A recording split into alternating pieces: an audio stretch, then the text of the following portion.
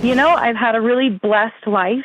I have an amazing husband who he's honor, integrity, like all the things. He loves me. We've had a happy marriage. He's my favorite person in the whole world. And he tells me the truth, and we have a really good marriage. And for whatever reason, I just have a hard time believing him when he tells me he's attracted to me. And I don't not believe any other time, but for whatever reason, I'm convinced that being a man of integrity or a man of honor, he's going to honor our marriage, and so he's going to tell me what's going to be nice to hear or something. I don't know. So that's hard to say out loud, isn't it? Yeah. I've got a hypothesis. Can I throw it out there? Yeah. Is this one particularly hard to hear when he says, I think you're beautiful? Or you hear me say all the time on the show, behavior's a language. When he wants to still be with you after all the years y'all have been together. Sleep with you. He still wants to be intimate with you, right? Because you don't think you are. Oh, absolutely. And so when he says, I think you're beautiful, or when he kisses you, or holds you tight, or wants to make love with you, in your mind, one of you has to be wrong. One of you has to be the liar here. Yeah. Because you so deeply believe you're not beautiful anymore. See, it's crazy because so we have 6 kids. My body's been through it. And I'm not worried about stretch marks or anything like that, but I have 30 pounds on me. Not a lot of weight, but weight I don't want. And he he says he doesn't mind, right? He doesn't care. He understands. But when we got married, I was 19. I was cute and thin and all that. And I'm not uptight about a lot of the things about my body, but man, that weight when you get close to 40 just doesn't come off the way it used to. Mm-hmm. And all of a sudden I don't look quite as young. I'm not carded anymore when I go into restaurants, right? Just stupid stuff. But I feel like I'm aging and I don't look old. And I don't think I'm ugly. And I don't think I'm huge. There are so many other people that I look around me and I'm like, oh, they look really cute in their clothes and they're heavier than me, right? But I don't know. You don't think you're lovable. You think you've done something wrong. I feel like I've let him down. Yeah, where does that story come from? You've given him 6 amazing kids and he loves you to death. I would take on the world for you. He would. Here's the story arc I'm most interested in. Why do you believe that 30 pounds is the difference between worthy of being loved or letting down my husband? I don't know. I feel so obviously since I wrote in, I've been thinking a lot about it because I actually admitted it to something. Mm-hmm. And then Kelly found it immediately. I was surprised by that. But when I've been thinking about it, I immediately, when I was told that you would talk to me, I immediately called him and said, hey, this is something I did, and I'm going to have this phone call. And he was like, well, I love you, and I think you're beautiful, and go get some help. He was totally supportive, and he didn't tease me about it or anything. And so, yeah, he's wonderful. But I think looking at my whole life. And you are too. I feel like my whole life I've been, if I'm being honest, especially after having kids and seeing all the different personalities, I actually have been very naturally talented or blessed in a lot of ways. I was probably above average intelligence. I was above average in the sport I participated in, but that meant that I was always put in the smart class or in the competitive team, and then I was not the best there. And so I had this view of me always like just trying to catch up. And I don't know, I've just always felt like I was clawing to prove that I was good enough to be wherever I was. Are you tired? I'm exhausted. That sounds exhausting. Yeah. I mean, but then I just think, oh, it's just being a mom or whatever, because I actually homeschool them all since COVID. It just kind of, that's how we needed to do things. And so, yeah, I'm on tap all the time for all 6 of them. When's the last time you went and hung out with your girlfriends, just you? Actually, my mom just planned one last weekend, and it was amazing. But then I was stressed the whole time about leaving my family behind. Okay. This is going to sound bananas, but you're going to have to practice not being codependent.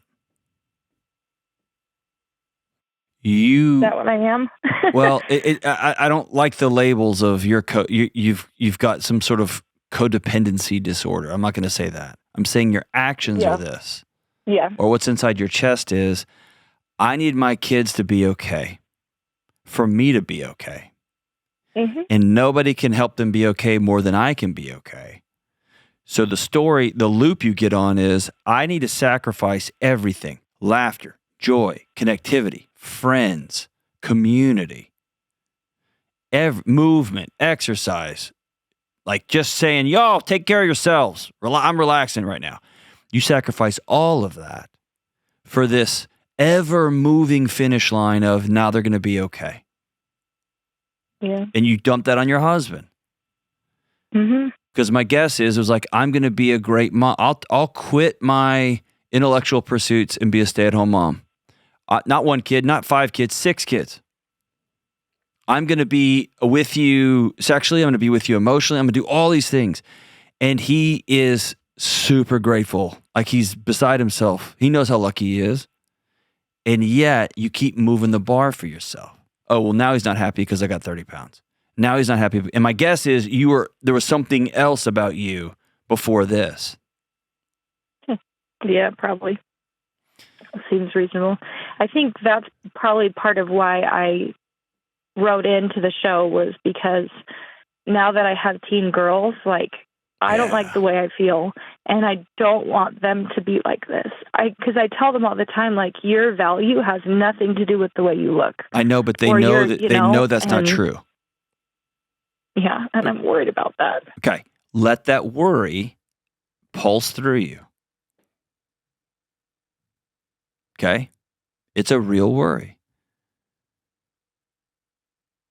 And like the other day, I took my son out for breakfast and I said, hey, I need you to hear me directly. I have set a terrible example in this house, because I walk in through the garage, and I drop my stuff right there. My jackets, my bag, whatever I got in my hands. I usually have 2 Yetis in my hands. I just drop them. And I said, I've shown you a bad example of what being respectful of this house is. Your mom puts a lot of work in here, and I just come and drop it. And I said, I have to change my actions. And I'm asking you to call me out, and I'm asking you to call me out. That's how you fix this stuff. Mm-hmm. Is to sit down and say, I've given you this image. Yeah. And then you're going to have to practice. Y'all are on your own. I'm going to hang out with my girlfriends on Monday nights. I'm going to go see a counselor and pull the thread on, where are these stories coming from that I'm not lovable, that I'm not beautiful in the aesthetic sense, but I don't have innate beauty, worthy of people being around. You think you're a burden to your husband. I think I'm a burden to most people. Right. And with all due respect and love in the world, that's madness. It's not a true story. I think that's what's frustrating, is that I know it's not, but I can't help myself There you go. to change. Okay. So it was about a year ago now, I asked my counselor, the woman I see here in Nashville, I need help. And I put my hand on my chest. I need help knowing, feeling, and I pointed to my head what I know to be factually true. And she smiled and said, that's the longest walk you'll ever take. And I was like, I know, but I got to do it. And that's you walking in to a counselor and saying, I understand that the feelings I'm having are not reflecting the reality with which I live. And that usually means either childhood trauma or that means that your body is sensing scary things in the present. And you are trying desperately to keep everybody around you okay and safe. And you're spinning up stories as to why you feel the way you feel. And there's something about dropping your shoulders and say, I'm worth being loved. And on the days I don't feel like it, I'm going to trust you. And I'm going to start practicing saying out loud or even writing in a journal, today is 3 things I want. And that's not selfish? No. Why would that be selfish? Where'd you hear that story? That you taking care of you is focusing on me is selfish? Well, no, I think I need, I try to take care of myself, but. Are you a Christian? Yeah. Do you remember the story where Jesus got away from everybody to go pray? Yeah. Yeah. There's time when to work all in. You got 6 kids. You're on the clock all the time. Mm. You have a husband who still thinks you're beautiful and still wants to be with you. You're on the clock all the time. And I'm saying that sarcastically. You know what I mean? Yeah. And yet there's times I'm pulling away. I'm going out on the lake with my buddies and I'm going to go to sleep. I'm going to pull away all by myself. Y'all keep watch. I'm going to go pray. No, it's not selfish. It's putting your oxygen mask on first so you can go do the next hard thing.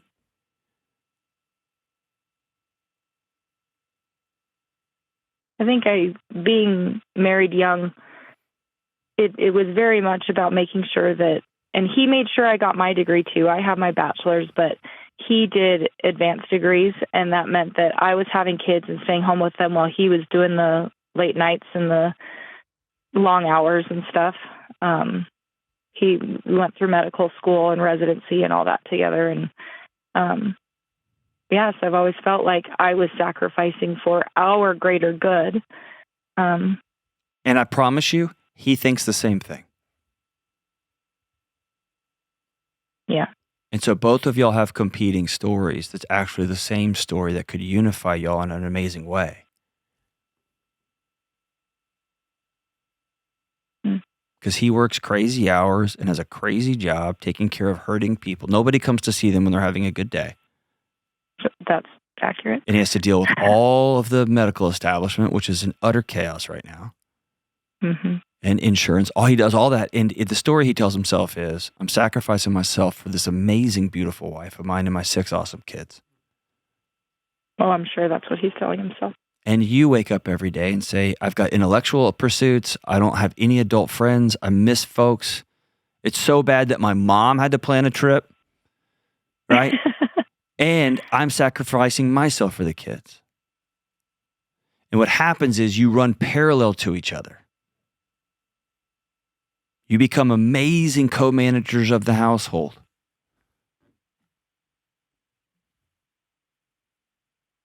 Yeah. Instead of realizing we both are trying as hard as we can. We're giving pieces of ourselves for the other person. The other person saying, that's not, I just need you.